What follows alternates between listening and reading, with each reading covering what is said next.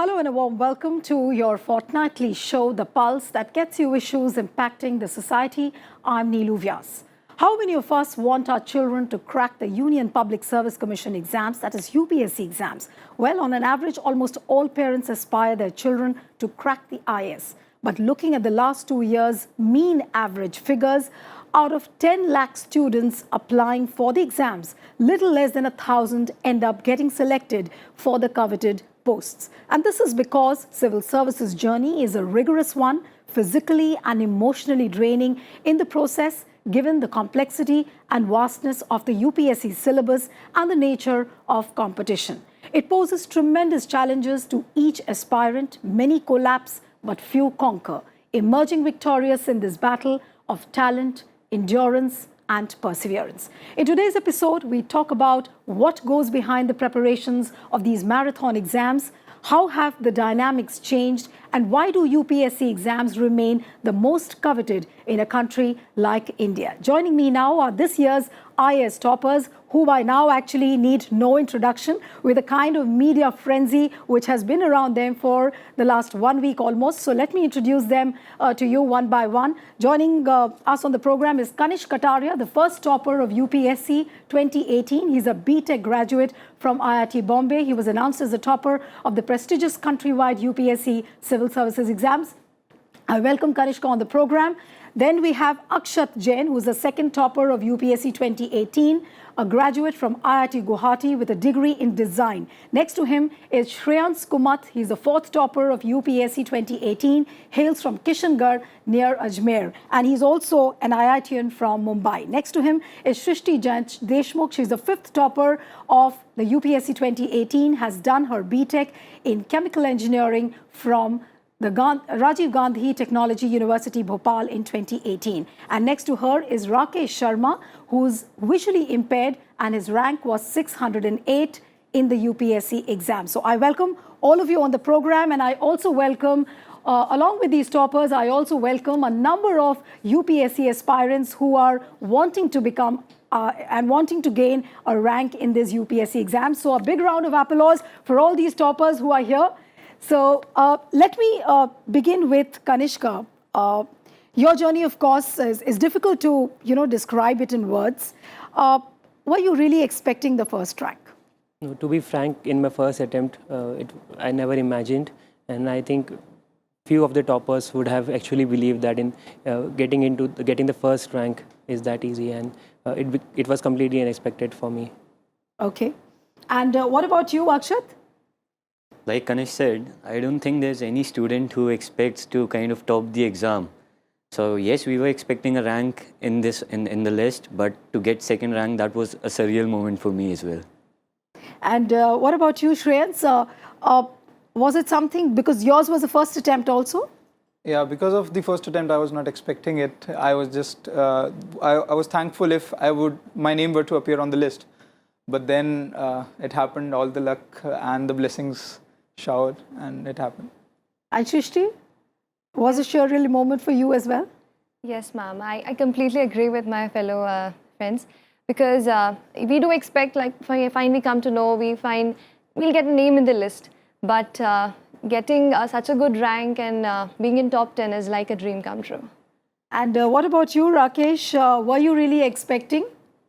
Ma'am, I was expecting that I'll be in the list, but exactly I didn't know how far or how ahead I will be in the list. Okay, so a very big congratulations at this moment for all of you, and I want the audience to give them a big round of applause. And I will begin the show again with Kanishk. At this point of time, when you face a moment like this, of course, it's unbelievable. You had not expected. How much of the support did you really get from your family and friends at this point of time? So I believe that this external support is very important to maintain the motivation for the 1.5 or 2 years of preparation, which we have to put in at the least, because even the first attempt requires that much amount of preparation. So there were a lot of times I had some doubts, where the support helped me get up and start moving again. So I'm really thankful to all the people who believed in me and they had much more confidence than I had in my self ability. But their positivity, ultimately, I also catched up to it, and when the exams time came near, I was able to perform well. And I believe both your parents are in the services, right?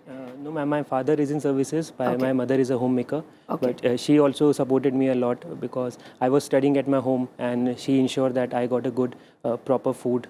Environment was good at the home. I wasn't disturbed by anything. A lot of family functions were going there, but she never disturbed me. So Okay. she supported me a lot. I can't thank her enough for that.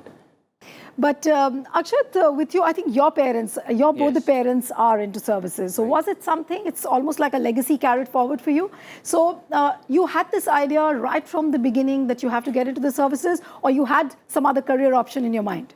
No, actually, to be very honest, till my third year, I was clear that I was not going to go opt for this civil services exam. So it was Okay. after my internship. I did an internship in my third year. Then I realized that what I want from my life is something that goes beyond money. So what was that internship which changed your life? Yes, my internship was with Samsung in Bangalore. So Okay. there I realized that what I want from my life, that is something that goes beyond money, like I said. And I wanted to contribute to the society, to give back what I have received. And if you are able to get the recognition, the respect that you do in this service, then that is something which is kind of, you can say, an added bonus. So these all factors were obviously pulling factors, and like you said, both of my parents are civil servants. So I knew in the bottom of my heart that if I become a civil servant, then they'll be very proud of me. So that was also another factor that motivated me. Okay. And Shreyans, what about you? I mean, what was that factor that really kept you going? Actually, I'd left my job thinking that I want something out of the effort that I put in.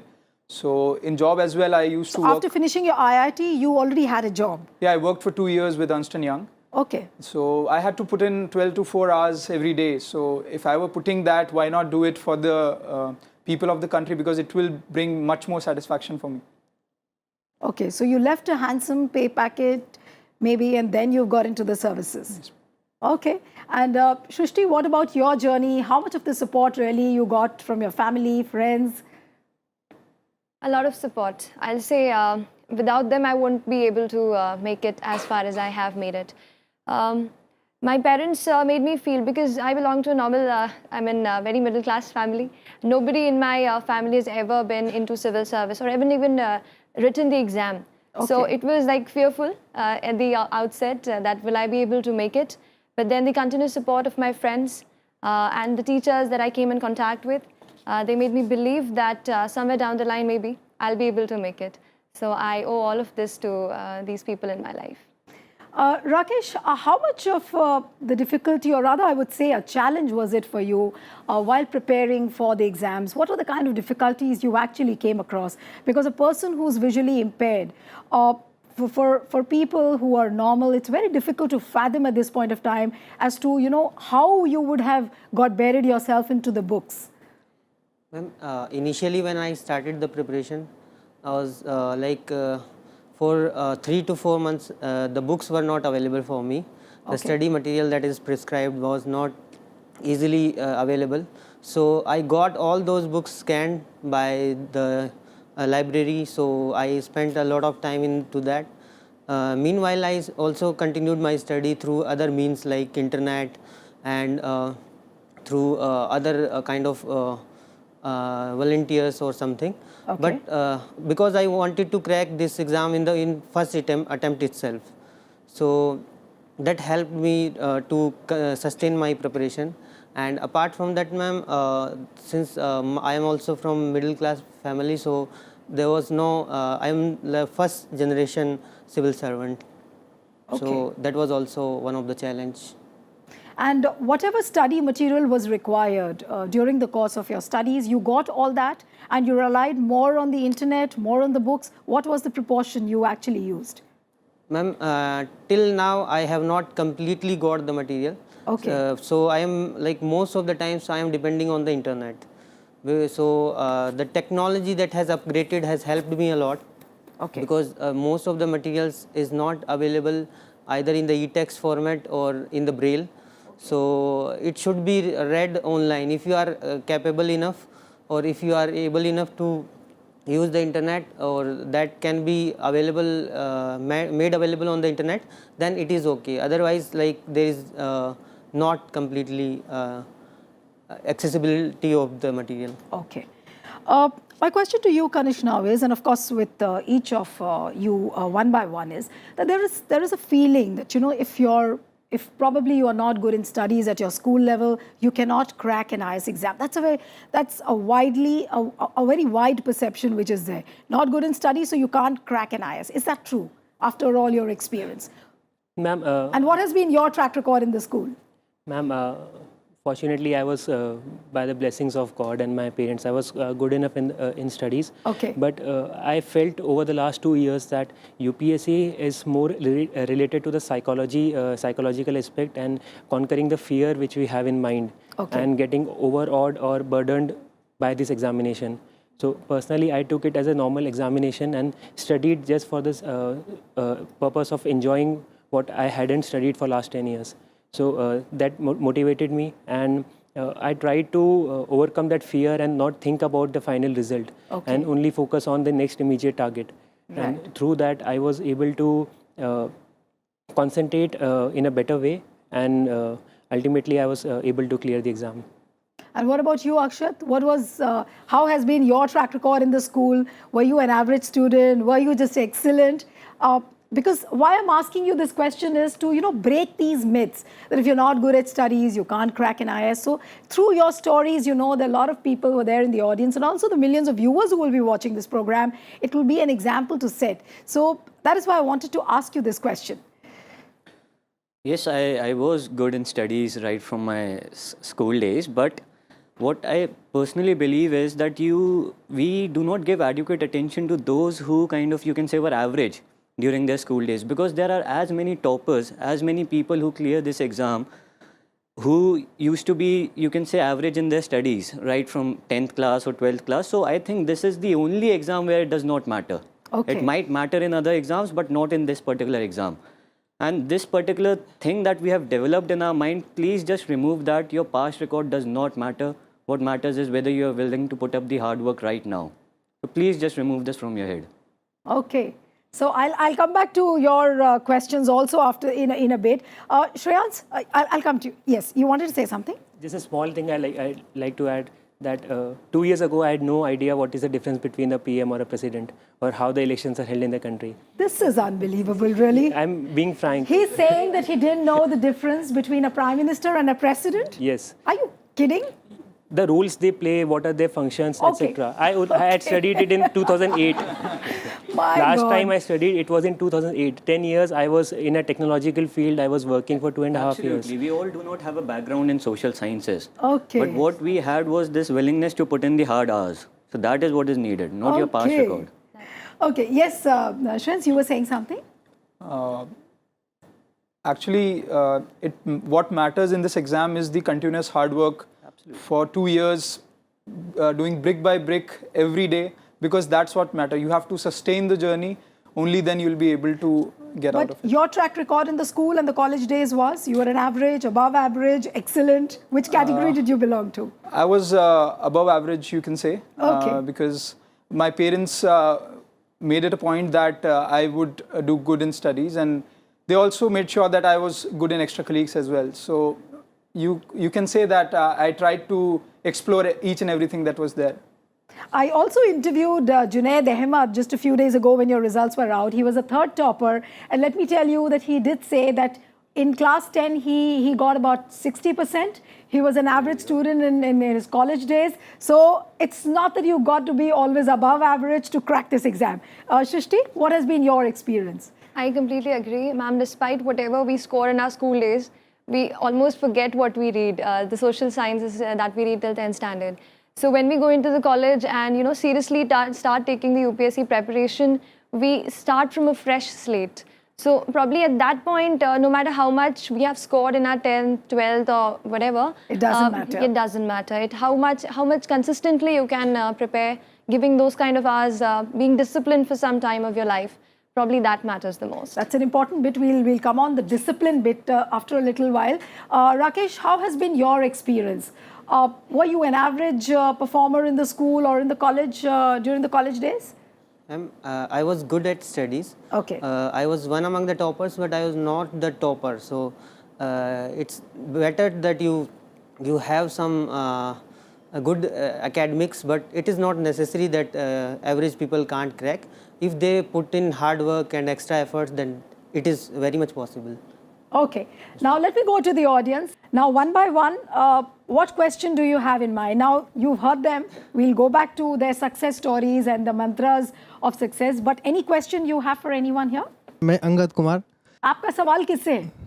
Sir ma'am दोनों से है सबसे है, चलिए। जी मेरा कहने का मतलब मैम ये हुआ जो सर और मैम जितने भी उनका बैकग्राउंड लगभग साइंस से रहा तो इन्होंने जबकि यूपीएससी एग्जाम में जो है ज़्यादातर जो मार्क्स हैं वो आर्ट्स विषय से हैं Okay. तो इन्होंने कैसे मैनेज किया और क्या चैलेंज किया उसके Okay, बारे so में he's saying that most of you have a science background, but what about people who come from the humanities background? उनके लिए क्या स्कोप है? उनका सवाल ये है कि सिर्फ साइंस बैकग्राउंड से ही लोग आते हैं. I think yours was not, or it was a science background. I'm an engineer. Okay, so any of you can answer this question? Ma'am, I'll say that since we are from science background, we have an initial fear that will we be able to make it? Because when humanities background, they do have a touch of, studies from history, geography. So they keep studying these subjects in their graduation itself. Okay. What his question was like, how did we manage? So I'll say it is challenging.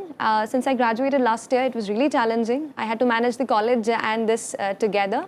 So, but then I'll say there's this, something burning inside you that pushes you every morning, and it tells you that, and you have to decide, you have to give a priority. I said to myself that no, college really does not matter. What matters to me is UPSC. So decide your priority well. तो आपका जो सवाल था, इनका ये कहना है कि इनके लिए ज़्यादा चैलेंजिंग था क्योंकि जो ह्यूमैनिटीज़ के जो स्टूडेंट्स हैं वो तो हिस्ट्री और ज्योग्राफी में सब कुछ पढ़ते रहते हैं, इनके लिए ज़्यादा बल्कि डिफ़िकल्ट था और चैलेंजिंग था. यस, मैं बस यही बोलना चाहूँगा, जैसे मैंने बोला कि मुझे पहले इतना पता नहीं था पॉलिटी के बारे में, तो मेरे लिए वो ज़्यादा इंटरेस्टिंग चीज़ थी. जब मैंने पढ़ना स्टार्ट करा, मैं फ़र्स्ट टाइम उस चीज़ को पढ़ रहा था, तो मैंने इंटरेस्ट लेके वो चीज़ पढ़ी, इसलिए मेरे को कभी उसका बर्डन नहीं लगा कि मुझे ये पढ़ना पड़ रहा है. एंड आंसर राइटिंग की बात होती है तो वो थोड़ा स्किल होता है, उसको सीखना पड़ता है, बट वो भी चैलेंजिंग था. बट मैंने कभी हार नहीं मानी उस चीज़ को लेकर और कभी डरा नहीं. तो कभी हार नहीं मानना और कभी डरना नहीं है. कोई और सवाल? मैं कृष्णा सिंह. सर आपसे hello sir. Hello ma'am.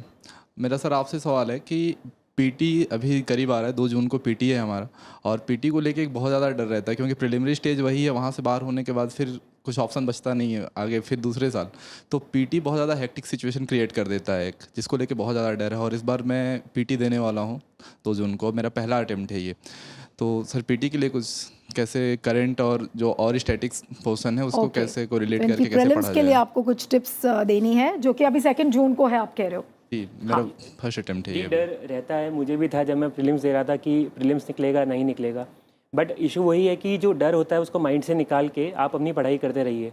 And रही बात स्टैटिक आएगा, करंट आएगा, आप प्रेडिक्ट नहीं कर सकते हो, तो हमेशा कोशिश रहनी चाहिए कि सारी बेसिस अपने कवर्ड होने चाहिए. आपकी क्या स्ट्रेंथ है, कौन से सब्जेक्ट्स अच्छे हैं, कोशिश करिए कि उनमें कभी गलती नहीं होनी चाहिए, उनमें आप मैक्सिमम स्कोर लेकर आएँ. और जो आपकी वीक हैं उसमें कोशिश करिए कि गलतियाँ कम से कम होनी चाहिए. एंड कई बार होता है कि हम आसपास के लोगों की बात सुन के डर जाते हैं, कोई कुछ बोल देता है तो वो डर माइंड में बैठ जाता है. तो वो भी ज़रूरी है कि थोड़ा ब्लॉक करें आप ऐसी आवाज़ों को साइड से जो आपको अंडर कॉन्फिडेंट फील कराएं. ऐसी इंटरनली सोचना है कि आई एम कॉन्फिडेंट इनफ, और कैसा भी पेपर हो, अगर पेपर टफ़ आ रहा है तो सबके लिए टफ़ है. आप ये मत सोचिए पेपर के अंदर कि पेपर टफ़ आ गया मेरे से क्लियर नहीं हो पाएगा. हमेशा on the spot thinking prelims में बहुत ज़रूरी होती है क्योंकि पैटर्न कुछ भी हो सकता है या क्वेश्चन किसी भी टाइप के रह सकते हैं. बस अगर आपने पढ़ाई अच्छी करी है, आप अपनी स्ट्रेंथ्स को लेके कॉन्फिडेंट है कि मुझे ये आता है, तो वो क्वेश्चन तो आप हमेशा सही कर आएंगे. But this brings me to a question. आपने एक बहुत अहम सवाल किया और मेरे ख्याल से बहुत सारे स्टूडेंट्स ये सोचते होंगे कि प्रीलिम्स में क्या करेंगे, कैसे स्ट्रैटेजी अपनाई जाए.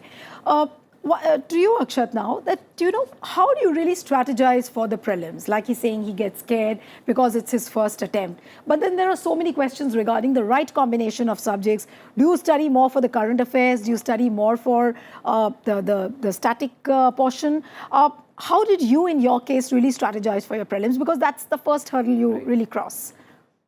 देखिए मेरे केस में क्या था कि मैंने पूरे साल भर तैयारी की थी मेंस पॉइंट ऑफ व्यू से, तो मैंने जो है अपना कंटेंट ऑलरेडी इस हिसाब से बना लिया था शॉर्ट नोट्स कि जो मेंस के साथ साथ प्री भी कवर कर लें। तो I started to give dedicated focus on pre in the month of March. So तब मैंने मेरे नोट्स तैयार थे, तो मैं उनको सिर्फ रिवाइज करता रहता था और I use to give undue focus on solving test.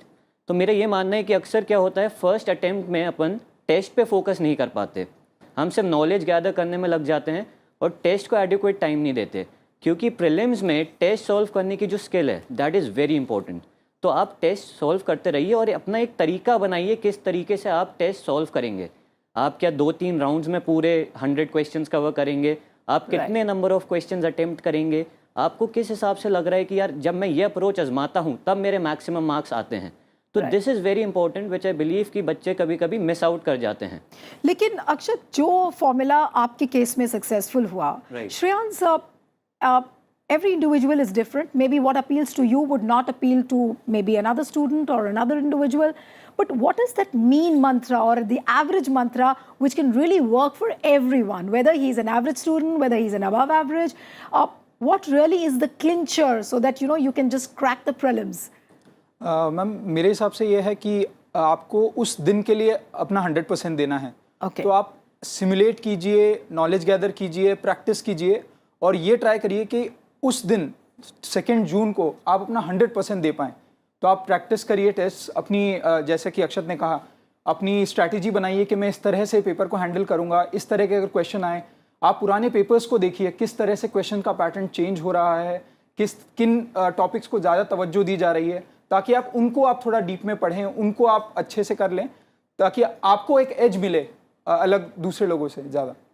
But Shrishti, how many hours do you really have to put in? Like when you are talking about these marathon preparations, you have to give in your 100% on that particular day, but you're not going without any experience because you've never appeared for an exam like UPSC. So what is the idea of the timing of the studies? कितने घंटे आप पढ़ोगे कि आपकी पूरी तैयारी 100% UPSC exams के लिए हो जाए पहले अटेम्प्ट में? मैम एज सच घंटे तो मैटर नहीं करते हैं, this is like the first thing, because कितने टॉपिक्स हम कवर कर पा रहे हैं, because we allot some topics like we do plan, एक वीकली बना लिया या एक डेली प्लान बना लिया, so plan according to that and whatever time that takes put in. If your topic gets over in 2 hours, you have spare time to invest in something else. Right. So don't go for hours. How you can mentally train yourself to read and remember, that is what is important. I'm sure बहुत सारे students यहाँ पर ये समय पूछना चाहेंगे, अभी आपके पास आऊँगी, कि ये जो प्लान की आप बात कर रहे हैं, ये प्लान आप कैसे बनाते हो? से फॉर एग्जांपल आपका वीकली प्लान है कि एक वीक में आपको ये टॉपिक्स कवर करने हैं, इन सब्जेक्ट्स को कवर करना है, तो ये प्लान कैसे बनेगा? छोटा छोटा आंसर सबसे ले लेते हैं। राकेश, आपसे लेंगे सबसे पहले, फिर मैं वापस कनिष्का के पास आऊँगी। मैम स्ट्रेटजी और प्लानिंग मैं समझता हूँ कि पढ़ने से ज़्यादा इम्पॉर्टेंट है। जब भी हम स्टडी स्टार्ट करते हैं तो स्ट्रेटजी और प्लानिंग करने के बाद ही ये डिसाइड होता है कि हमारा सिलेबस कितने टाइम में कंप्लीट होगा और कौन कौन से हमने गोल सेट किए, जो कि हमें, क्योंकि लिमिटेड टाइम होता है हर एक स्टूडेंट के पास। तो इसलिए उसमें परफॉर्मेंस देने के लिए ये बहुत ज़रूरी है कि हमारी सारे इसेंशियल टॉपिक्स जो हैं वो अच्छे से रिवाइज़ हो जाएँ, मिनिमम 2 या 3 बार रिवाइज़ हो जाएँ, उसके अकॉर्डिंगली ही हमें प्लान बनाना होता है। Okay, Kanishka, you want to say something? Ma'am, मैंने हमेशा सोचा था कि अगर मैं ज़रूरत से ज़्यादा टाइम प्लानिंग में डालूंगा, कई बार होता है कि हम प्लान बनाते हैं वो फॉलो नहीं होता, फिर नया प्लान बनाते हैं, तो कई बार हमारा जो टाइम है वो प्लान को अपडेट करने में निकल जाता है और टाइम वेस्ट होता है। तो थोड़ा डायनामिक होना भी ज़रूरी है। आप प्लान ऐसा बनाइए जो मैनेजेबल हो, एंड ऐसा नहीं कि हर बार डेली प्लान बना के चल रहे हैं, कभी वीकली या कभी फोर्थनाइटली प्लान भी बनाना ज़रूरी पड़ता है। बट टारगेट्स ऐसे सेट करिए जो रियलिस्टिक हो, कि उस टारगेट्स का आप एटलीस्ट 80% या 85% कंप्लीट कर रहे हैं। अगर कई बार होता है कि हम 50% ही कर पा रहे हैं टाइम लिमिट में, तो थोड़ा हम डिमोटिवेटेड फील करते हैं कि यार मेरा टारगेट था, मेरा नहीं हुआ है। 80% is a very good target, good completion rate, कि अगर आपने जो टारगेट बनाया है उसका 80% कर लिया तो you should be happy about it. और थोड़ा टाइम बफर उसके हिसाब से चल के रखते हुए चलिए कि थोड़ा जो रह गया था वो भी कंप्लीट हो जाए। बट रियलिस्टिक टारगेट्स, एंड ज़्यादा इस पर ज़रूरत से ज़्यादा फोकस भी नहीं होना चाहिए कि मैं टाइम टेबल ही बनाता रह जाऊँ और मैं कभी पढ़ भी नहीं पाऊँ। अच्छा, अब कुछ सवाल ऑडियंस से ले लेते हैं, फिर मैं बाकी टॉपर्स के पास आती हूँ। हाँ, yes, my name is Saroj Kumar. मेरा क्वेश्चन है सर, थोड़ा जोर से बोलिए। मेरा क्वेश्चन है कि जब एग्ज़ाम आते हैं तो मैगज़ीन के लिए बहुत सारे उलझनें आती है।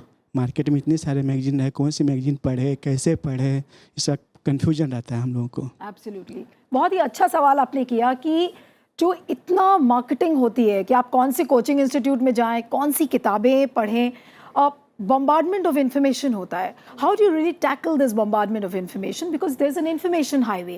Now, what information is going to be relevant for you? What is targeted information for you so that you can utilize it in a minimal time? How do you really, what are the tips you would like to give the student and also the number of people who are watching the program? ये बात बिल्कुल सही है कि आजकल market में जो material है वो ज़रूरत से ज़्यादा है। तो आपको क्या करना है, आपको एक पर्टिकुलर रिसोर्स उठाना है, वो कोई भी एक मैगज़ीन हो। सपोज से मेरे केस में I use to follow Vision IAS prelims 365 magazine, PT 365 आप लोगों ने सुना होगा। तो सिर्फ उसी पर मैंने ट्रस्ट किया। अब कभी कभी ऐसा लगता था कि इसमें तो काफ़ी कंटेंट नहीं है, और भी चीज़ें हैं जो टेस्ट में पूछे जा रही हैं बट मुझे नहीं आती। बट मैं फिर कभी भी ऐसा नहीं हुआ कि अब जो है 2-3 और अलग अलग सोर्सेज से फॉलो करने लग गया। So I trusted that particular source, और जो टेस्ट से मुझे सीखने को मिलता था वो ज़रूर मैं जॉट डाउन करके रख लेता था। तो प्लीज़ मैं कहूँगा करंट अफेयर्स ये सब जो मैगज़ीन रहती हैं, एक चुनिए इनफैक्ट, और उसी को ट्रस्ट कीजिए, उसी से आपका हो जाएगा। आप अगर उसको ज़्यादा बढ़ाएंगे, आप ये सोच रहे होंगे कि ज़्यादा नॉलेज आ जाएगी तो शायद और फ़ायदा हो जाएगा, ऐसा आई डोंट थिंक पर्सनली उतना it will help you. Rather आपका बहुत टाइम इसमें यूटिलाइज हो जाएगा और जो आउटपुट होगा that will B minimal. Shreyas, आप इस पे कुछ कहेंगे? इंपॉर्टेंट पॉइंट बोला अक्षत ने, आप इस पे क्या कहना चाहेंगे? मैम, करंट अफेयर्स के लिए I use to rely on newspapers, और उसी से काफ़ी कुछ समझ में आती थी चीज़ें। और उसके बाद जैसे कोचिंग इंस्टीट्यूट बहुत सारे समरीज निकालते हैं या मंथली कंपेंडियम निकालते हैं, तो जैसा कि अक्षत ने कहा, आप किसी एक को पकड़ लीजिए और उसको एज अ नोट्स आप रेफ़र कर सकते हैं, क्योंकि न्यूज़पेपर्स आपने पढ़ लिए थ्रू आउट द मंथ, और फिर आपकी मेमोरी रिफ्रेश करने के लिए you can go to the magazines. Okay. Shrishti, what is your mantra? What are the tips you would like to give the audience? And then I'll again come to the girls who are sitting in front. Yes. These are the things that they added. I think I So completely you agree. also followed just a few books for current affairs? Yes, Not yes. a plethora of them? No, because that confuses us. Ultimately, most of the things are, overlapping, something is the same. It's way better that you focus on remembering and reproducing that thing. So tests come in here. And when we start, I'd also like to add UPSC syllabus and the previous year papers. These are like the guide for the ultimate guide, because you have to have a copy of UPSC syllabus and a couple of previous year papers and keep checking on them, and they tell you what exactly is the standard of questions that are going to appear in the exam. Okay. Yes, these young girls who are sitting in the front row, any of you? Myself Khushbu Yadav, or I am also preferring UPSC, and I am also pursuing BTech electronics engineer also. So मेरा question सृष्टि ma'am से है कि ma'am आपने कैसे college को जितने assignment PPT and ऑल्स manage किया, साथ में UPSC को लेके आपने प्रिपरेशन किया, तो क्या क्या चैलेंजेस थे और आपने उसे कैसे मैनेज किया? जी, चैलेंजेस तो बहुत होते हैं, बट एक जैसा मैंने कहा था ना कि कई बार जो है हमारा दिमाग हमें कंट्रोल करता है। It tells you that test आ गया है, you got to study this. I think you should start controlling your mind. एक प्रायोरिटी सेट कर दीजिए अपना दिमाग में कि UPSC मेरे लिए ज़्यादा ज़रूरी है, इन केस आप फाइनलाइज कर चुके हैं। तो वो मैंने एक दिमाग को फीड करती रही, और फिर थोड़ा एनर्जी कंजर्व करती थी। कॉलेज जाती थी तो जब शाम को लौटती थी, और बस एग्ज़ाम, क्योंकि हम इंजीनियर्स हैं, से अगर हम पहले से पढ़ने लगे तो हम इंजीनियर किस नाम के रह जाएंगे। तो थोड़ा सा एग्ज़ाम जब पास आने लगे तो जस्ट 1 मंथ पहले मैं अपने कॉलेज के एग्ज़ाम्स के लिए प्लान कर लेती थी। उनको थोड़ा एक चैप्टर हर दिन में निपटा के कॉलेज के एग्ज़ाम मैंने वैसे निकाले हैं। बाकी UPSC को मेरा प्रायोरिटी आप उसको दें, मतलब ये ओके। अक्सर एक धारणा बनी हुई है कि आपको अच्छे से अच्छा कोचिंग इंस्टीट्यूट अगर आपको नहीं मिल रहा है तो आप शायद IAS एग्ज़ाम नहीं क्रैक कर सकते। So is it all about self preparation, or it's about going to a good coaching institute and getting coaching? तो coaching कितना helpful है इस पूरी preparation में UPSC के? मैम, मेरा ये मानना है कि although coaching institutions help student in clearing the exam, Okay. but they are not only the means through which we can crack the exam. Okay. मेरी जो प्रिपरेशन हुई है पूरी डिजिटल मीडियम से हुई है ऑलमोस्ट। Okay. सो मैंने इंटरनेट का यूज़ किया इंटेंसिवली, और जो नोट्स इंटरनेट पे अवेलेबल हो जाते हैं विद इन 1 और 2 डेज़। वो बाहर जो मार्केट है उसमें आते हैं ऑलमोस्ट 1 और 2 मंथ्स। ओके। तो इसलिए आजकल के समय में मैं मानता हूँ कि टेक्नोलॉजी से अगर आप प्रिपरेशन करें तो वो ज़्यादा बेटर है। आप ज़्यादा बेटर रहेगा उसके लिए, और ज़्यादा अच्छी गाइडेंस मिल सकती है ऑनलाइन मीडियम से। ओके, इस पर ओपिनियन ले लेते हैं बाकी टॉपर्स का भी। Kanishka, you feel that online medium is more helpful? Does internet help you better than the books? Ma'am, first of all coaching के बारे में बोलना चाहूँगा कि coaching is not necessary and it is neither sufficient. Okay, कि आपके case में क्या था? आपने कोचिंग ली I did because I realized that I have some flaws which I have to cover up for. So and I had a very difficult optional. आपको interrupt करूंगी, आपने फ्लॉज वर्ड यूज़ किया कि मेरे अंदर कुछ फ्लॉज थे, तो अगर उन फ्लॉज के बारे में अगर आप डिस्कस करके इन लोगों के सामने बताएंगे तो इन्हें हेल्प होगा। तो क्या फ्लॉज थे? आपने क्या रियलाइज़ किया कि मेरे अंदर ये कमी थी जो कि मैं कोचिंग इंस्टीट्यूट से पूरा कर पाऊंगा? मैम, पर्सनली जैसे मुझे लगता था कि audio visual mode of learning जो है वो मेरे को एड करती थी। Okay. तो इसलिए आई थॉट कि नॉट ओनली कोचिंग, आप ऑनलाइन भी वीडियोस देखेंगे, if it helps you remember it, वो देखना चाहिए। तो इसलिए मैंने प्रेफर करा। कौन से वीडियोस, अब ये भी बता दीजिए, क्या देखते थे आप जनरली जो जो आपको हेल्प करा और आपने टॉप किया? मैम, जैसे कई ज्योग्राफी के होते हैं या हिस्ट्री के होते हैं, इस टाइप के जो हिस्ट्री जैसे मैं कभी बुक से पढ़ के नहीं हो पाता था, आई फेल्ट स्लीपी और वो रजिस्टर नहीं होता था। If I watch a video first तो मेरे माइंड में एक टाइमलाइन सेट होती थी कि this is the broad framework. फिर मैं बुक से अगर मैं ऐड कर रहा हूँ उसके बाद में, तो I can add 2 things before an event and after an event. तो फिर मेरा पूरा ओवरऑल स्ट्रक्चर माइंड में रेडी होता था। तो because of that I used all these resources. And जैसे मैंने कोचिंग की नेसेसरी एंड सफिशिएंट की बात करी कि ज़रूरी नहीं है कि आप कोचिंग करेंगे तो आपका क्लियर होगा, और कोचिंग गारंटी भी नहीं करती है कि आपका क्लियर होगा। Out of 24 hours a day only 2 hours you can go for any class, बाकी 22 आवर्स आपको खुद को प्रिपेयर करना ज़रूरी है। ओके, सो उसमें I did a lot of self study. उसमें मैंने रिवीजन पे फोकस करा, जो मेरे को कंटेंट कवर करना था within limited time period, उस पर मैंने फोकस करा and that's how I was able to manage everything. लेकिन अभी जो 21st सेंचुरी का एक बहुत बड़ा चैलेंज है वो है फेक न्यूज़। जब आप कहते हो कि आपको वीडियोस देखने पड़ते हैं बहुत सारे to bolster your knowledge, to bolster your information, how do you really segregate? Like, you depend on the news channels, you watch online, like how do you really do that? Because a lot of fake video is also there, fake information is there, so how do you really rely on that? हम इस exam में fake news का तो मेरे हिसाब से उतना वो नहीं आ पाता, क्योंकि जो कंटेंट है वो आप ऑथेंटिक सोर्सेज से पढ़िए। एंड इंटरनेट पे काफ़ी सारी साइट्स हैं जो IAS प्रिपरेशन के लिए केटर करती हैं। सो उनमें जो इन्फॉर्मेशन आती है that is picked up from sources like the PIB, newspapers like the Hindu, Indian Express, so that is all authentic information.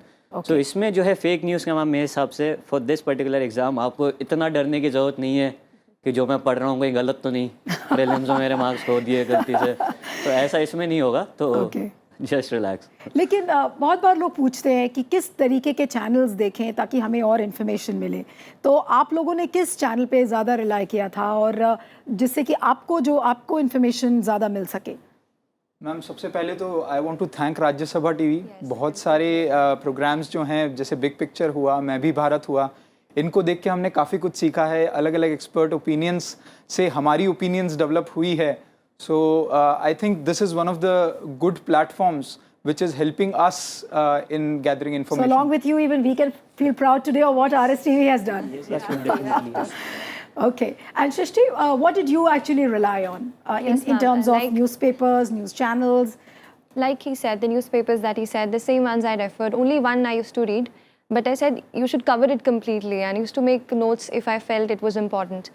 Coming to news channels, Rajya Sabha TV's The Big Picture was like my favorite.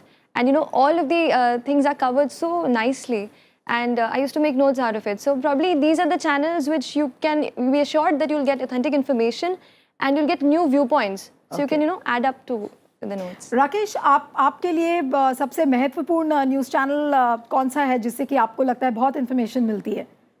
Ma'am, in my opinion Rajya Sabha एक ऐसा channel है जिस पे मुझे कभी भी कोई doubt नहीं रहा, और मतलब हमेशा जो एपिसोड्स आते थे उनसे कुछ ना कुछ सीखने को मिलता था। इंडियाज़ वर्ल्ड, बिग पिक्चर और देश देशांतर, ये शोज़ मैं रेगुलरली देखता था, और ये मेरी प्रिपरेशन का एक इंटीग्रल पार्ट था। और कोई सवाल आपके जहन में हो प्रिपरेशन के चैलेंजेस को लेकर, सब्जेक्ट्स के कॉम्बिनेशन को लेकर, एक एक करके पूछे। मेरा नाम रजत सारस्वत है। तो मैं आप सबसे ये क्वेश्चन पूछना चाहता हूँ कि आपके जो एक्सपीरियंस था यूपीएससी से पहले, जो आप कंपनीज में काम कर रहे थे, तो उसने कितना हेल्प किया आपके यूपीएससी प्रिपरेशन के अंदर? तो ये मैं पूछना चाहूँगा।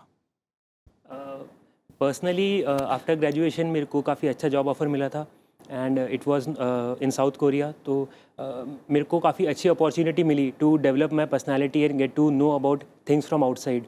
एंड आई डू बिलीव उससे मेरा जो ओवरऑल पर्सपेक्टिव है it widened a lot. When I worked in Bangalore, I could relate to a few things which were good there or can be improved in India, and that was one of the motivation behind my decision to come into UPSC. And during my interviews also, it helped me because some of the questions were from there, and I do believe कि लोगों को help मिलती है because overall personality improves if you are able to work also. Subjects का जहाँ तक सवाल है वो तो एक इंडिविजुअल चॉइस होती है depending on the kind of background you have and what preferences you have. लेकिन इंटरव्यू भी एक बहुत बड़ा पड़ाव होता है कि आपने मेंस क्लियर कर लिया, आपके प्रीलिम्स क्लियर हो गए, इंटरव्यूज़ के दौरान आपने क्या क्या चीज़ें फेस की थी? अक्षत। मेरे हिसाब से इंटरव्यू जो प्रोसेस है that is the most enjoying process in this entire journey. Okay. मतलब सही में अगर आपको मोटिवेशन चाहिए प्रीलिम्स और मेंस क्लियर करने का, तो एक ये भी हो सकता है कि जो ये प्रोसेस है इंटरव्यू का वो इतना बढ़िया है, आपकी पर्सनालिटी जो इम्प्रूव होती है इस दौरान, तब that is a very enriching process.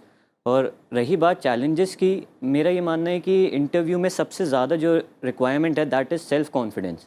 Okay. अगर आप अपनी पर्सनालिटी को लेके कॉन्फिडेंट हैं तो फिर आप इंटरव्यू प्रोसेस में भले ही आपकी नॉलेज लिमिटेड हो, you can score very good marks in the interview. Absolutely. Ultimately UPSC का अगर आप खुद सिलेबस देखेंगे, उनके जो गज़ेट है वो देखेंगे, उसमें उन्होंने लिखा हुआ है it is not a test of your knowledge, it is a test of how you are able to present your ideas.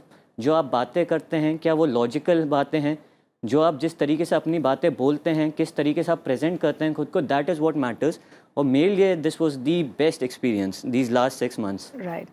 Shreyas, कभी कभी होता है लोग बहुत ज़्यादा बोलने लगते हैं। 5 लोगों की एक कमेटी बनी हुई है जो आपको इंटरव्यू करने के लिए बैठी है। या तो आप बहुत ज़्यादा ह्यूमरस हो जाओगे, या तो बहुत ज़्यादा बोलोगे, या बिल्कुल गार्डेड रहोगे कि नहीं वो मैं कुछ भी बोलूँगी और वो पता नहीं क्या सोचेगा। You know, what is the kind of etiquette one should have really when you are before the interview committee? Ma'am इसको मैं इस तरह से सोचता हाँ, था कि आपके नज़रिए से ही कि पूछिए। जैसे मैं अपने दादाजी या अपने कुछ एल्डर्स के साथ बैठा हूँ और वो मुझे जानने की कोशिश कर रहे हैं। ओके। तो अगर हम पहले खुद को जान लें, अपने को समझ में आ जाए कि मैं ये चीज़ करता हूँ, जैसे आप बोल रहे हैं कि मैं, कुछ लोग होते हैं एकदम से तेज बोलने लगते हैं, कुछ लोग गार्डेड हो जाते हैं, तो आप अपने आप को अगर जान लेंगे कि मैं इस तरह से करता हूँ, फिर उसके बाद धीरे धीरे आप ये सोचे कि नहीं ये तो हमारे एल्डर्स ही हैं जो हमें जानना चाह रहे हैं और हमें ये कोशिश करना चाह रहे हैं कि हमें आगे के लिए नियुक्त कर सकें। तो अगर हम हमारा ओरिजिनल रहें, ओरिजिनल वे में हम उनके साथ बात करें तो आई थिंक वो बेस्ट रहेगा। Srishti, what do you have to say? जी बिल्कुल ma'am, originality is really important. And कई बार हम बहुत ज़्यादा डर जाते हैं, मतलब इंटरव्यू में जाने के पहले ऐसा लगता है पता नहीं क्या पूछ लेंगे, कुछ something we won't be able to answer. So 2 things that the interview board is really cordial. They like my personal experience was the chairperson, the ma'am, she was really cordial and she supported me through the entire process, and it was a really good experience. So I came out thinking, acha, my interview is over, the UPSC one, which I was saying was going to be the biggest one. So it's really a cordial atmosphere. So you don't have to worry. Just be yourself and just try to answer. Even if you don't know a question, you can say that, ma'am, I don't know right now and I'll check on it or I'll read it. So probably these things can be said there. Okay. Rakesh, आप कुछ कहना चाहेंगे? Ma'am, I also agree with the points that Shreyans sir has made and Srishti ma'am has made. I would add 1 or 2 points. If like अगर हमारी multiple dimensional personality है और अगर हम सेल्फ अवेयर हैं तो इंटरव्यू एक बहुत इनरिचिंग एक्सपीरियंस है और बहुत इंजॉइंग एक्सपीरियंस है। और मैम अगर बैलेंस आर्ग्यूमेंट दें, बैलेंस व्यू पॉइंट रखें तो ma'am there is no problem at all. Okay. कोई और सवाल ऑडियंस की तरफ से? हाँ, माइक दीजिए उनको प्लीज़। हाँ, पूछिए। First of congratulation sir, I am Pradeep Kumar from Godda, Jharkhand. अगर सर कोई नया एस्पिरेंट है, मतलब IAS की तैयारी कर रहा है, तो मेंस के लिए सर कब से आंसर राइटिंग करना चाहिए? तो उनके लिए बेटर रहेगा। आप बताओ, फिर एक एक करके सबके पास आती हूँ। मतलब टू बी फ्रैंक मेरी स्ट्रैटेजी थोड़ी अलग रही थी एंड मेरा मैथ्स ऑप्शनल था, it was a very lengthy optional, तो मेरे पास इतना टाइम नहीं था। So I only relied on जो प्रीवियस ईयर के टॉपर्स थे उनकी मैंने कॉपीज़ देखी थी। Kashima she got 12th rank last year, Prithvi got 24th and Saumya ma'am she had got 9th rank. मैंने उनकी कॉपीज़ देखी थी, I just saw how they present the answers, मैंने उससे सीखने की कोशिश करी एंड वॉट एवर आइडियाज़ मेरे पास थे मैंने उनको अच्छे से प्रेजेंट करने की कोशिश करी। सो बीच बीच में मैं कभी कभी आंसर लिख लेता था but I didn't get that much amount of time because maths का जो प्रोसेस है that itself takes 6 to 7 months, तो इतना बचा नहीं था। तो टॉपर्स की कॉपीज जो थी पिछले पुरानी कॉपीज वो आपको हेल्प करती? हाँ, I took it as an reference और फिर मैंने अपनी स्ट्रैटेजी उसके ऊपर बिल्ड करी। I never copied them but I try to learn from what the things which they were doing rightly, I can adopt it and उसको मैं present कर सकूँ अपने आंसर्स में। अक्षत, मेरे हिसाब से जो आपका सवाल है कि कब चालू करना चाहिए, आपको मेरे हिसाब से तुरंत चालू करना चाहिए, क्योंकि इसमें होता क्या है हम बहुत डरते हैं कि मुझसे अभी आंसर नहीं लिखा जाएगा, अभी तो मैंने चालू किया है कैसे लिख पाऊँगा। आई एग्री कि आप स्टैटिक नॉलेज अभी आपकी उतनी नहीं होगी कि आप जो है एकदम स्टैटिक वाले बेस सवाल कर पाएंगे, बट जो आप अखबार पढ़ रहे हैं उन पे जो क्वेश्चन है वो सॉल्व कीजिए और भले ही कितना गंदा आंसर लिखे स्टार्टिंग में लिखिए, वो धीरे धीरे एक्सपीरियंस से इतना अच्छा होने लग जाएगा और जितना जल्दी आप चालू करते हैं उतना एज मिलता है आपको। तो प्लीज़ स्टार्ट इट अगर आप कर सकते हैं तो। श्रेयस, आप कुछ कहना चाहेंगे इस पे? Answer writing is a very important aspect और जैसा कि अक्षत ने कहा आप जितना जल्दी हो सके लिखना चालू कीजिए। हम सब एक्चुअली इंजीनियरिंग बैकग्राउंड से आते हैं तो पिछले 6-7 सालों में हमने लिखने का बिल्कुल अभ्यास नहीं किया होता है, तो हमारे लिए तो यही सबसे बड़ा चैलेंज था कि हम अपने आप को एक्सप्रेस कैसे करेंगे। तो इसके लिए प्रैक्टिस जितना जल्दी हो सके आप खुद प्रैक्टिस कीजिए, अपने दोस्तों को दिखाइए कि मैंने इस तरह से लिखा है, इसमें क्या क्या चेंजेस कर सकते हैं और उसी से आप धीरे धीरे धीरे काफ़ी बेटर होते जाएंगे। आपको सिर्फ 1 महीना देना और वो 1 महीने में आप खुद को देखेंगे कि मैंने कैसे चेंज किया है अपने आप को। श्रेयस ने अभी दोस्तों का नाम लिया तो थोड़ी सी लिबर्टी लेती हूँ, थोड़ा सा सीरियस मोड से हटकर, कि जो ये एक धारणा है कि आप अपने दोस्तों को भूल जाइए, अपना जो सोशल सर्कल है उसको बिल्कुल भुला दीजिए, there should be no time for things like exercises, going out for movies. क्या एक्चुअली इन चीज़ों के लिए आपके पास टाइम रहा है इस दौरान जब आप प्रिपेयर कर रही थी? मैम, टाइम तो हो जाता है क्योंकि वी आर नॉट रोबोट्स, तो there are times when we feel tired, when we feel demotivated, when we feel we can't make it. So this is the time where your dearest friends which have been with you, they are there to tell you ki let's watch a movie today, forget the exams. So these are the things you have to, you should be carrying a friend circle as well. And especially I was lucky, I got a chance to study like along in my home along with my family. So my family, my parents, my brothers, these are the people I took inspiration from because they really motivated me. And they were there by your side. And they were there whenever by you my needed side. them. Yes. So please go out, watch movies, have fun as well. But make sure that you are consistent in studies as well. मैंने सोचा तो नहीं था कि ये सवाल मैं वापस आऊँगी कनिष्का से पूछने के लिए। कनिष्का, आपका पहला इंटरव्यू था, उसमें आपने अपने गर्लफ्रेंड को थैंक यू बोला था and you gave her lot of credit. तो इन सब चीज़ों के लिए भी टाइम रखना चाहिए। मैं सिर्फ ये सवाल है आपसे मेरा। Ma'am, on a serious note, I didn't want it to happen like this, मतलब ऐसे इंटेंशन नहीं था। It was a natural process for me and my parents thought कि जिन्होंने भी हेल्प करी है we need to give them credit and she help me in keeping me motivated.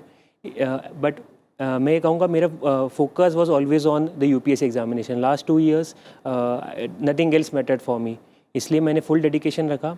But I had some avenues like watching matches, cricket, football, I watch them. कभी मौका मिला तो movies देख ली, बट आई वॉज श्योर कि जब भी मैं वो कर रहा हूँ I don't spend too much time over there. So that was my way of तो प्रिपरेशन। ये जो परसेप्शन है कि अपने आप को बिल्कुल कमरे में बंद कर लेना चाहिए, किसी से बात नहीं करना चाहिए, that's a wrong perception. Yes. Okay, Shreyas? there should be some time जब आप एकदम अलग रहें, ओके, पढ़ें। वो भी ज़रूरी है। वो भी ज़रूरी है Okay. क्योंकि उससे आपको खुद को जानने का टाइम मिलेगा और फोकस करने का टाइम मिलेगा जो आप पढ़ रहे हैं उस पर। Right. But at the same time ये भी ज़रूरी है कि आप बाहर निकलें, आप दोस्तों से बात करें, आप थोड़ा घूमें फिरें, बिकॉज आपको फिर से उसी एनर्जी के साथ अगले दिन पढ़ने बैठना है। बिल्कुल। तो वो एनर्जी आपका लेवल हाई रहे, मोटिवेशन बना रहे, उसके लिए वो बहुत ज़रूरी है। राकेश, आप अपने आप को मोटिवेटेड कैसे रखते थे? क्या आपके जीवन में भी इस दौरान ऐसे मोमेंट्स आए जब आपने बिल्कुल अपने आप को बंद कर लिया, या आपको वाकई में बहुत अपने अच्छे दोस्त या आपके परिवार वालों की ज़रूरत इस दौरान पड़ी? मैम क्योंकि यूपीएससी एक आर्जुअस जर्नी है, तो ये 1 या 2 दिन का तो है नहीं प्रोसेस, तो इसलिए लॉन्ग टाइम प्रोसेस है। तो मैम इसमें कई बार ट्विस्ट एंड टर्न्स आते हैं, कई बार आप बहुत ज़्यादा डीमोटिवेटेड हो जाते हैं और उस टाइम पे आपको एक्सटर्नल हेल्प चाहिए होती है। एक्सटर्नल मोटिवेशन के लिए मैम फ्रेंड्स और पेरेंट्स सबसे ज़्यादा अच्छा रोल प्ले करते हैं। तो उस टाइम पे मेरे पास ज़्यादा लॉन्ग फ्रेंड सर्कल तो नहीं था, बट हाँ 3-4 फ्रेंड्स थे जो मुझे बहुत मोटिवेट करते थे।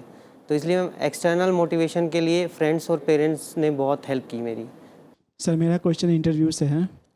जैसे इंग्लिश बैकग्राउंड का देखा जाए तो इंटरव्यू अच्छे से होते हैं, लेकिन हिंदी बैकग्राउंड वाले बहुत सारे छट जाते हैं, मतलब इंग्लिश में कंफर्टेबल नहीं हो पाते हैं, जिस कारण से इंटरव्यू सही नहीं जाती है, तो हम लोग एग्ज़ाम से बाहर हो जाते हैं। ऐसा हिंदी मीडियम वालों का कहना है कि ऐसा लगता है यूपीएससी कहीं ना कहीं इंग्लिश और हिंदी वालों के साथ भेदभाव करती है। तो सर इसमें कहाँ तक की सच्चाई है?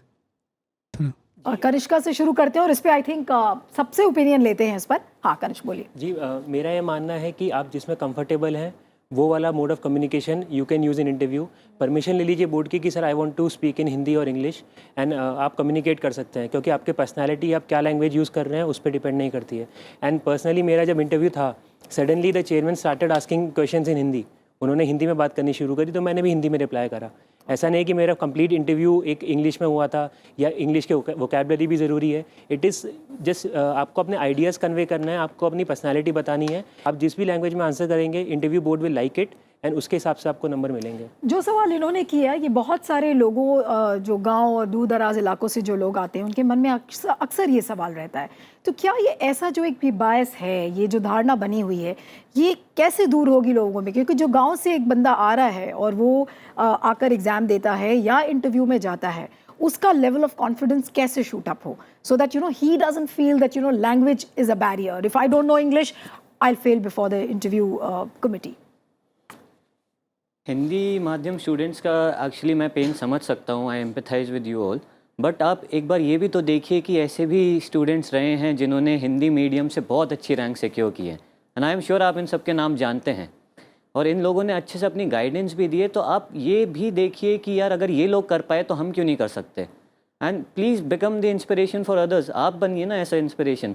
मैं समझ सकता हूँ कि हाँ मुश्किलें हैं, डिफ़िकल्टीज़ आती होंगी, बट प्लीज़ इसको दिमाग में मत सेट कीजिए अपने, क्योंकि अगर आपको अपने आप पे कॉन्फिडेंस है तब फिर मेरे हिसाब से आपका ये लैंग्वेज बिल्कुल मैटर नहीं करेगा। ओके, श्रेयन से भी पूछते हैं। सर आत्मविश्वास इज़ मोर इम्पॉर्टेंट देन आप किस माध्यम में अपना उत्तर दे रहे हैं।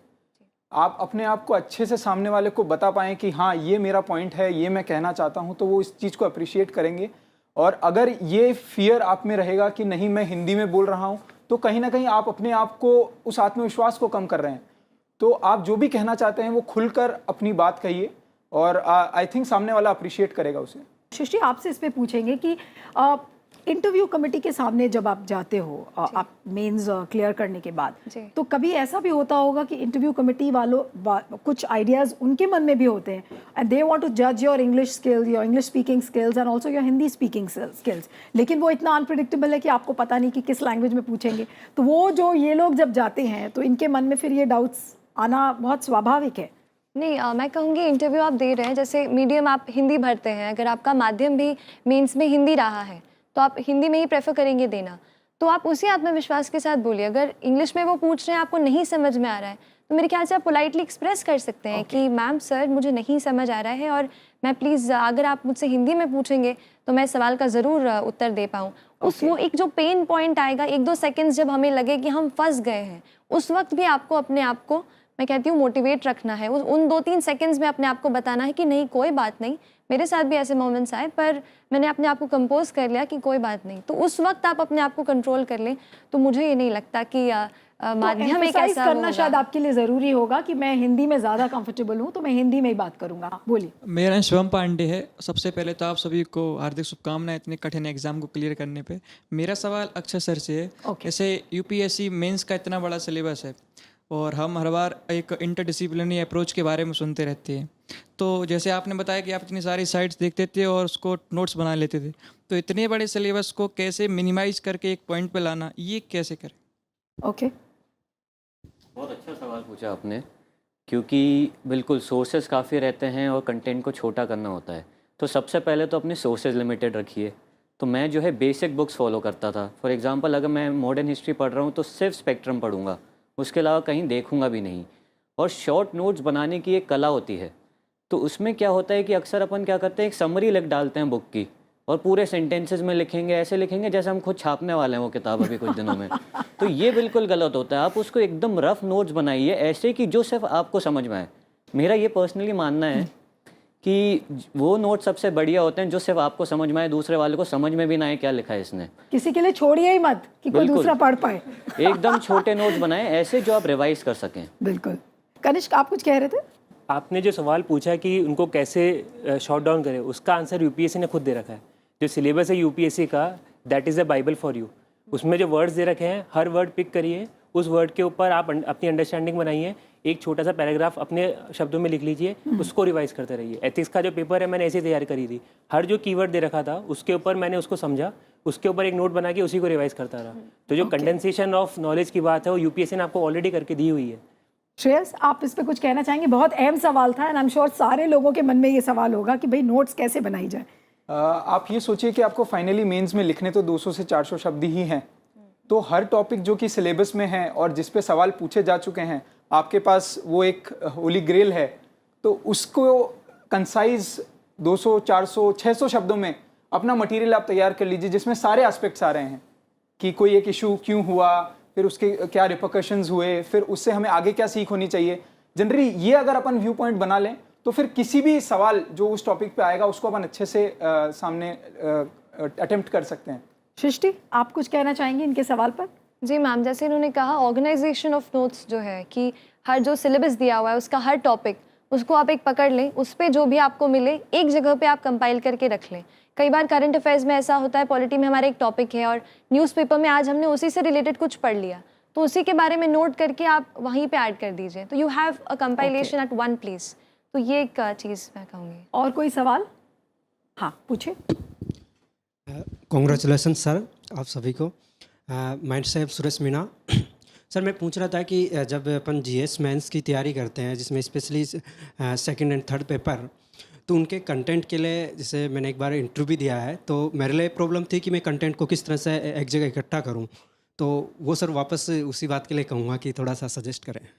राकेश?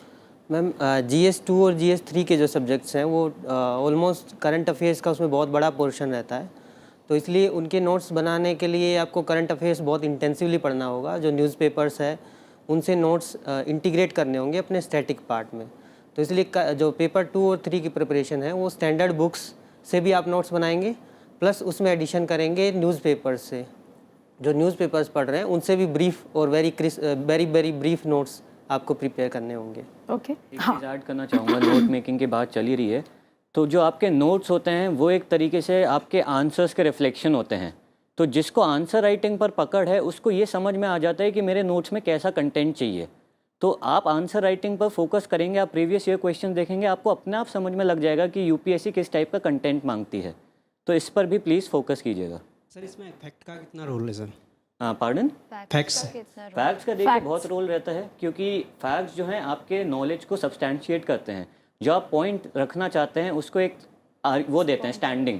तो इंट्रोडक्शन में फैक्ट्स यूज़ करना काफ़ी हेल्पफुल रहता है। जो भी आप इकोनॉमी है, पॉलिटी है, उन सब में फैक्ट्स का काफ़ी रोल रहता है।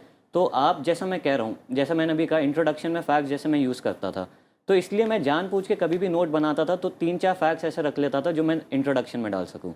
तो ऐसे आप लिंक कीजिए नोट मेकिंग आंसर राइटिंग को।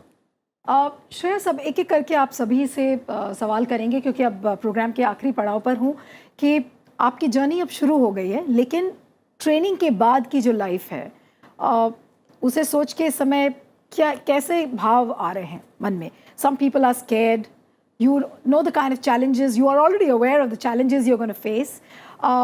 So how well are you prepared for your life after the training?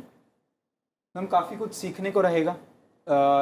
Life काफ़ी डाइवर्स एक्सपीरियंसेस देने वाली है, तो उसमें सीखेंगे और जो भी सिचुएशन आएगी उसको फेस करेंगे और ट्राई करेंगे कि हम अपना बेस्ट दें और जिससे जितना ज़्यादा लोगों की सेवा हम कर सके उतना करेंगे। सृष्टि, एक बहुत जो वाइडली डिस्कस्ड चीज़ें होती हैं ब्यूरोक्रेट्स के बारे में, that they are scared, you know, आपने अगर बहुत ऑनेस्टली काम किया तो मे बी आपको 1 साल में 40 ट्रांसफ़र्स मिल जाएंगे, political pressures भी होते हैं. There are many times you have to face that. So, how are you really going to? Do you have any idea as to how you're going to face or tackle those situations? What is the vague idea you have in your mind at this point of time? Yes, it is a vague idea as of now, because I feel that whatever enthusiasm and whatever energy that I have put in till now, I'd like to continue that into my service. Because when we are enthusiastic about what we want to perceive, then I think the will comes in.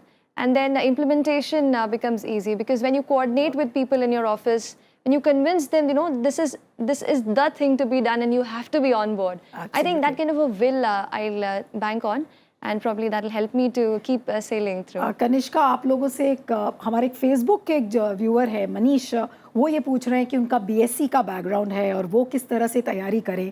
हमेशा मैंने focus करा है कि self confidence, hard work and optimism मेरे लिए की था. मैं हमेशा कोशिश करता था कि कुछ भी चैलेंज आए बस मैं उसको पॉजिटिवली देखूं.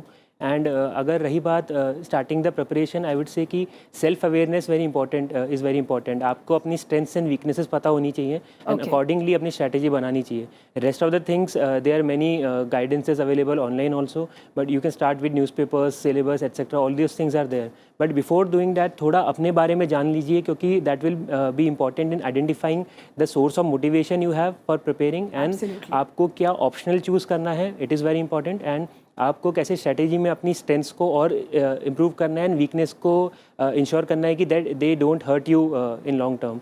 एक वन लाइन मंत्रा सारे टॉपर्स से ले लेते हैं. Akshat, one line mantra if I have to ask you.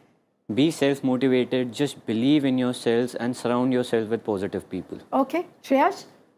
Dedication from your end and support, blessings of your parents, friends, everyone else around you. Okay, Shrishti? I see, ma'am, consistency is the key. And adding to all the things that they have said, let's become a bit more curious about things that happen. Okay. You know, when something happens, we just, turn our heads. Don't do that. Try and find out what happened, how did it happen, what are the repercussions. These are kind of questions that UPSC is trying to ask. Okay, Rakesh, आप क्या कहना चाहेंगे? Strong determination, discipline and hard work are key to success. और मैं ये कहना चाहूँगा कि क्यूरियोसिटी रेगुलरली आपके अंदर होना चाहिए और चैलेंजेस को फेस करने का आपके अंदर एक कॉन्फिडेंस होना चाहिए और उसी से आपको सक्सेस मिल सकता है. मुझे पता है आप लोग जितने भी लोग यहाँ बैठे हो, बहुत सारे सवाल और भी होंगे, लेकिन हमारे पास समय की कमी है, इसलिए आपसे माफ़ी चाहना चाहूँगी. But well, these IAS toppers are trailblazers and a line for them in Hindi which sums up their spirit.